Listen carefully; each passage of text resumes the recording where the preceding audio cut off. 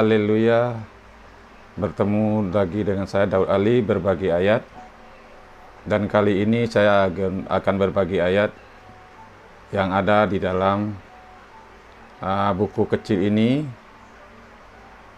yang diterbitkan oleh Dr. Suhento Liau, 5 langkah ke sorga. Jadi saudara-saudara, apa yang kita putuskan hari ini akan menentukan kita ke depan. Jadi kesempatan yang berbahagia ini, kesempatan yang indah ini, saya ingin berbagi dengan saudara dengan buku ini 5 langkah ke sorga. Langkah pertama, mengakui bahwa Allah adalah pencipta langit dan bumi, beserta segala isinya, alam semesta yang sangat kompleks dan serasi, terutama manusia yang berakal budi. Tidak mungkin jadi secara kebetulan yang didahului sebuah ledakan dan dilanjutkan dengan berevolusi. Firman Tuhan berkata, pada mulanya Allah menciptakan langit dan bumi. Kitab Kejadian 1 ayat 1. Allah menciptakan makhluk berakal budi, yaitu malaikat dan manusia. Sebagian malaikat menentangnya, dan kepada mereka diberikan nama lain, yaitu setan, seperti iblis, dan mereka akan dihukum di neraka. Kalau kita percaya ada sorga dan neraka, maka tentu juga percaya adanya Allah yang tinggal di sorga, serta setan seperti iblis yang akan dihukum di neraka. Setiap orang yang tidak percaya ada Allah tidak mungkin bisa masuk surga, karena Allah tidak mungkin mengizinkan orang yang tidak percaya kepadanya untuk pergi ke tempatnya. Setan seperti iblis sangat sukses mempengaruhi manusia. Terbukti hampir semua manusia percaya akan keberadaan iblis, dan bahkan banyak yang takut kepadanya. Sebaliknya, mereka malah mengatakan tidak ada Allah. Mereka tidak sempat berpikir bahwa kalau tidak ada Allah, maka seharusnya juga tidak ada iblis. Bahkan alam semesta pun tidak ada. Tentu jauh lebih logis untuk percaya bahwa Anda yang berakal budi diciptakan oleh Allah yang berhikmat daripada berevolusi, yang berawal dari sebuah ledakan atau berubah dari monyet yang mungkin pernah Anda pelihara. Anda percaya ada Allah? Ya atau tidak? Kalau percaya, mari kita lanjut ke langkah kedua. Mengakui bahwa Anda adalah orang berdosa. Sesudah malaikat menentang Allah, kemudian ia mempengaruhi manusia agar juga menentang Allah dengan sikap yang sangat jahat.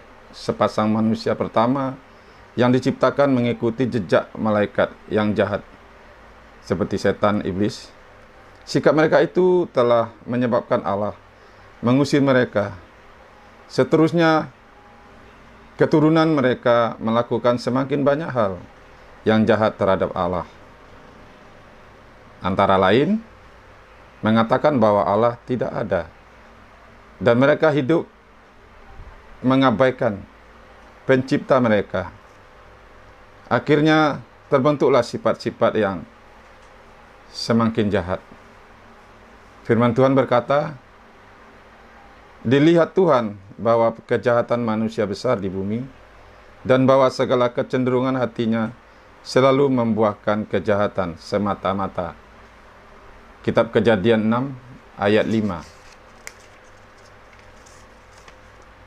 Seharusnya setiap manusia yang lahir dari sepasang manusia tersebut,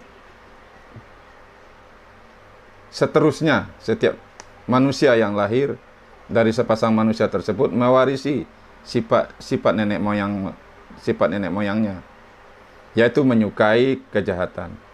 Sejak bayi, walau belum sadar diri, ia telah memiliki sifat jahat yang mendorongnya melakukan kejahatan.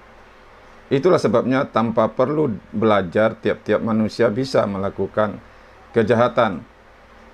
Manusia memiliki sifat hati yang cenderung berdosa. Dari kecil hingga dewasa, manusia senantiasa melakukan dosa, baik di saat belum sadar maupun sesudah akil balik. Ada orang yang mencuri uang 50 rupiah dan ada yang merampok uang 50 miliar rupiah. Masalahnya bukan pada jumlahnya, melainkan sifat perbuatannya. Firman Tuhan berkata, tidak ada yang benar, seorang pun tidak. Surat Roma 3 ayat 10.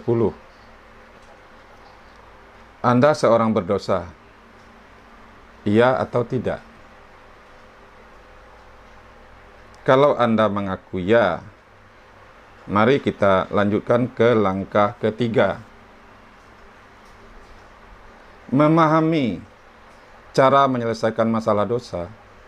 Dosa manusia telah mengakibatkan manusia tidak bisa kembali ke sorga yang maha kudus. Sifat hati manusia yang cenderung berbuat dosa menyebabkan ia tidak layak kembali ke sorga. Manusia memerlukan hati yang baru, yaitu yang tidak memiliki sifat dosa, jika ia ingin kembali ke sorga. Manusia bukan hanya memerlukan hati yang kudus, bahkan perbuatan yang telah dihasilkan oleh hati yang jahat itu perlu diselesaikan. Tentu bukan diselesaikan dengan ritual ibadah, amal, dan puasa. Perbuatan jahat seperti dosa itu hanya dapat diselesaikan dengan penghukuman. Semua pemerintah di dunia tahu bahwa kalau seseorang melanggar hukum, maka orang itu harus dihukum. Bukan disuruh bertapa, berpuasa, beramal, apalagi menyelenggarakan ritual ibadah menurut akal sehat dan Alkitab. Dosa hanya dapat diselesaikan dengan penghukuman. Karena dosa hanya dapat diselesaikan dengan penghukuman, maka untuk menyelamatkan manusia yang telah jatuh ke dalam dosa,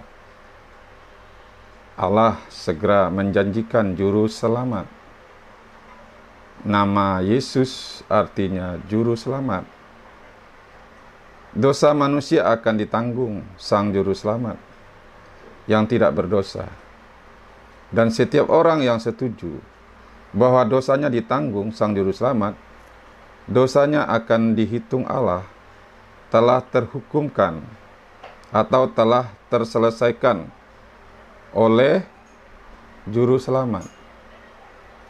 Sebab sebelum sang juru selamat tiba, Allah menyuruh manusia yang percaya pada janjinya untuk melakukan ibadah simbolik yang mensimbolkan sang juru selamat dan proses penggantian penerimaan hukuman yang akan dihukumkannya. dengan menaruh seekor anak domba di atas mezbah dan menyembelihnya. Domba menggambarkan Sang Juru Selamat, dan penyembelihannya menggambarkan penghukuman yang akan dijatuhkan pada Sang Juru Selamat. Upacara domba korban, bentuk ibadah paling awal. Penyembelihan domba sebagai korban adalah ibadah yang Allah perintahkan sejak Adam dan Hawa jatuh ke dalam dosa.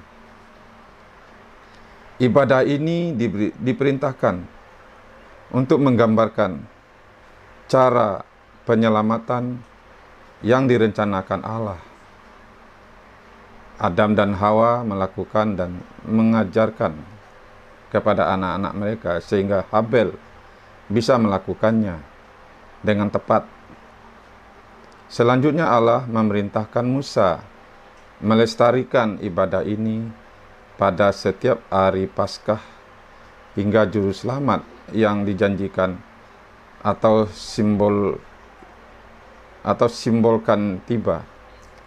Siapakah Juru Selamat yang disimbolkan itu?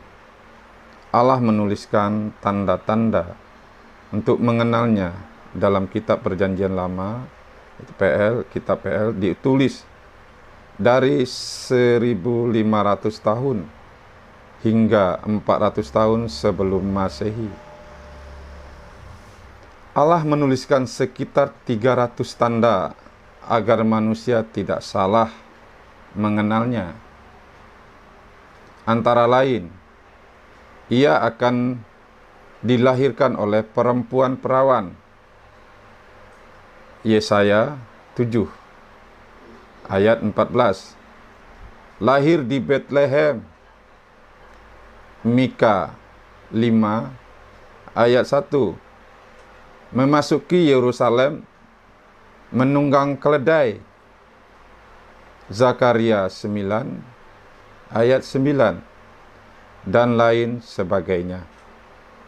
Dalam sejarah manusia dari Adam hingga saat ini, tidak ada seorang pun yang menggenapi semua tanda yang tertulis selain Yesus yang dilahirkan di kota Bethlehem dan dibesarkan di Nazaret dan disalibkan. Allah mengutus Yesus dan ia menyerahkan dirinya untuk disalibkan sebagaimana seekor domba dikorbankan. Ia menanggung dosa semua manusia agar manusia berdosa bisa diselamatkan dari penghukuman. Tanpa penghukuman, Yesus di kayu salib, dosa manusia tidak terselesaikan. Firman Tuhan berkata, Dia, Yesus, yang tidak mengenal dosa, telah dibuat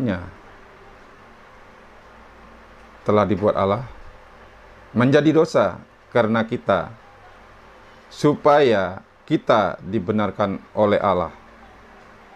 2 Korintus 5 ayat 21. Yesus disalib. Yesus tersalib di kayu salib untuk menanggung dosa dunia. Tentu juga termasuk dosa Anda. Ia sengaja datang untuk menggantikan Anda menanggung dosa. Firman Tuhan berkata, Ia sendiri telah memikul dosa kita di dalam tubuhnya, di kayu salib, supaya kita yang telah mati terhadap dosa, hidup untuk kebenaran. 1 Petrus 2 ayat 24. Hanya ada satu cara menyelesaikan dosa, yaitu dihukum. Setuju? Kalau Anda setuju, mari kita lanjutkan ke langkah keempat. mengenal lingkup anugerah Yesus Kristus. Firman Tuhan berkata, ketika Yohanes Pembaptis melihat Yesus, ia berkata, "Lihatlah anak domba Allah yang menghapus dosa dunia." Yohanes 1 ayat 29. Yesus diutus Allah ke dalam dunia untuk menanggung dosa semua manusia. Ibrani 2 ayat 9. Posisinya persis seperti domba, korban yang disembelih demi menggantikan manusia yang berdosa. Ini menunjukkan kasih Allah yang amat besar. Sesungguhnya, masalah yang dihadapi manusia itu bukan lagi kejatuhannya ke dalam dosa, karena jalan keselamatan dari Allah telah tersedia. Ketika ia hampir menyerahkan rohnya, ia berseru, "Sudah selesai." Tentu maksudnya jalan keselamatan bagi manusia sudah selesai. Yesus telah menyelesaikannya dengan menanggung hukuman dosa manusia itu di kayu salib. Kemudian ia bangkit untuk membela orang yang percaya kepadanya di hadapan Allah Bapa. Firman Tuhan berkata, ia sendiri telah memikul dosa kita di dalam tubuhnya di kayu salib. 1 Petrus 2 ayat 24.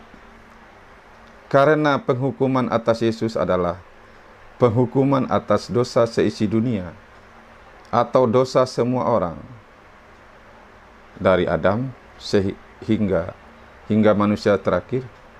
Maka bayi yang belum berdosa secara perbuatan dengan sadar, melainkan hanya berdosa dalam posisi dan sifat hati, secara otomatis terselesaikan. Roma 5 ayat 19. Demikian juga dengan orang yang sakit jiwa sejak belum akil balik, atau mereka yang lahir dalam keadaan cacat mental atau tak pernah memiliki kesadaran diri. Mereka pasti masuk surga. Tetapi bagi kita yang bertumbuh dewasa dan melakukan dosa dengan kesadaran kita, maka syarat untuk masuk ke dalam lingkup penanggungan Yesus, atau disebut lingkup anugerah Yesus, ialah bertobat dan percaya kepadanya dengan segenap hati. Bertobat artinya merasa bersalah dan menyesali dosa yang telah kita lakukan, serta bertekad tidak mengulangi lagi. Dan percaya artinya menyetujui atau mengaminkan penghukuman Yesus di kayu salib sebagai pengganti kita. Seharusnya kitalah yang disalibkan, tetapi Yesus telah menggantikan kita, menerima hukuman kita. Jadi, melihat serta mengaminkan bahwa Yesus telah menggantikan kita dihukumkan. Dan sekarang kita sedang menggantikan Yesus hidup. Hidup kita sekarang ini sesungguhnya bukan milik kita, melainkan milik Yesus. Dan sejak kita bertobat dan percaya, maka kita harus berusaha hidup menurut Alkitab. Karena itu adalah petunjuk Yesus bagi orang yang sedang menghidupi kehidupan miliknya. Kapan saja orang yang telah bertobat dan percaya dengan segenap hati mati, ia pasti akan masuk surga karena seluruh dosanya dari lahir hingga yang terakhir telah ditanggung Yesus di kayu salib. Jika ia gagal dan jatuh ke dalam dosa, dosa tersebut telah ditanggung Yesus di kayu salib. Dan nanti akan dihakimi oleh Yesus.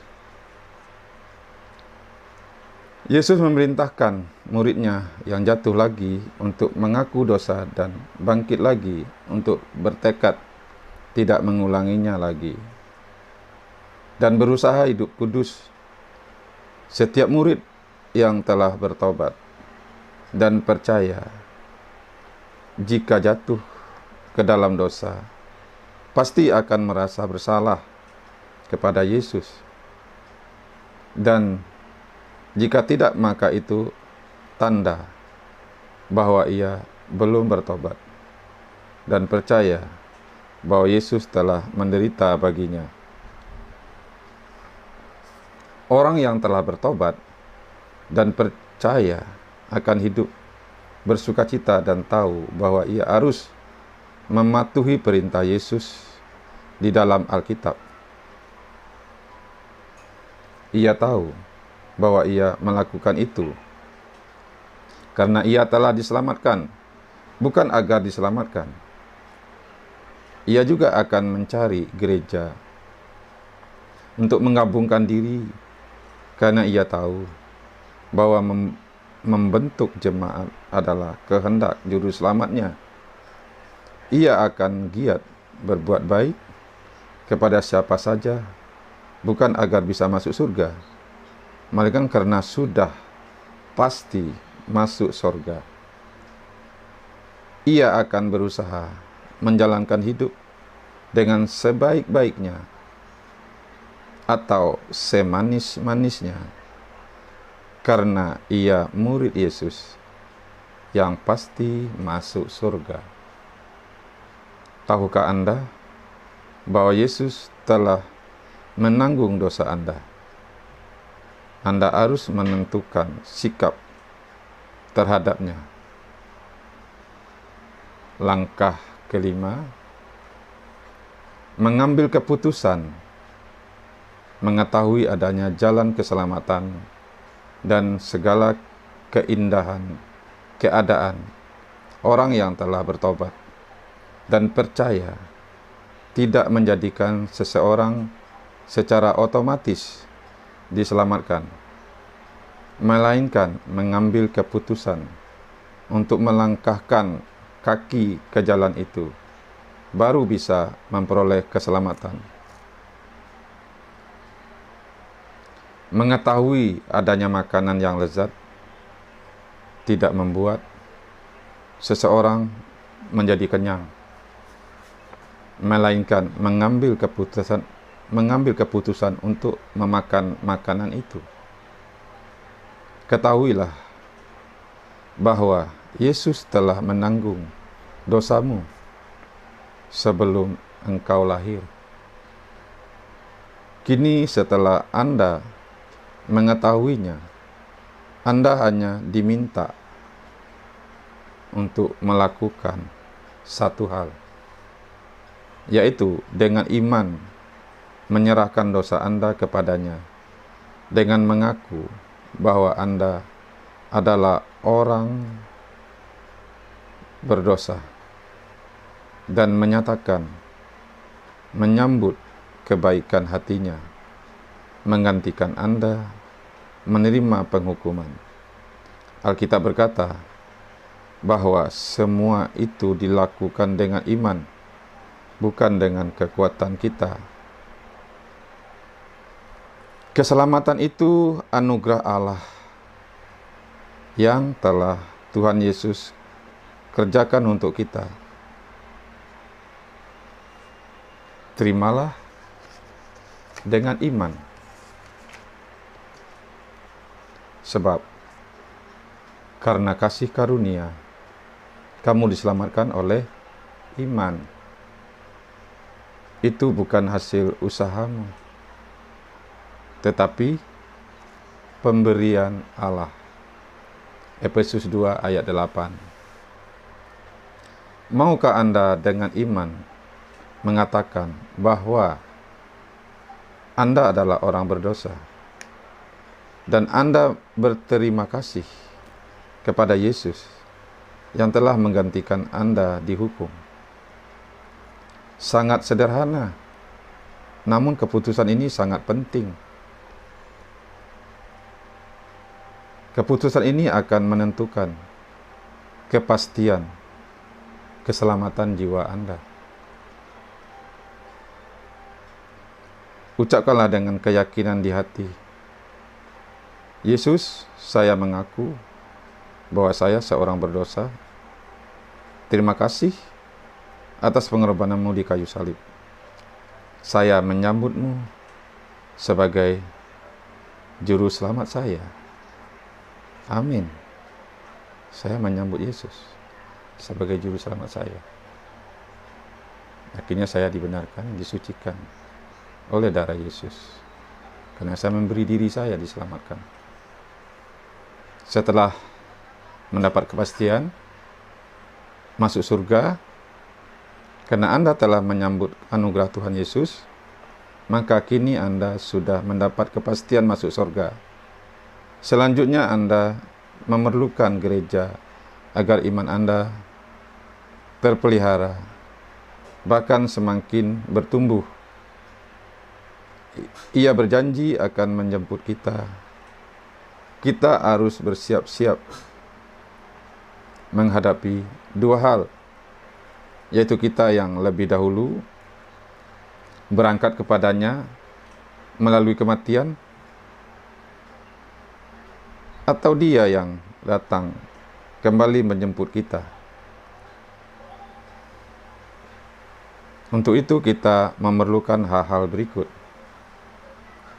1. Kita memerlukan teman seiman agar ada persekutuan yang indah dan saling menguatkan. 2. Kita memerlukan bimbingan rohani. Masih ada banyak hal yang perlu kita ketahui dan lakukan untuk Tuhan kita yang telah menyelamatkan kita. 3.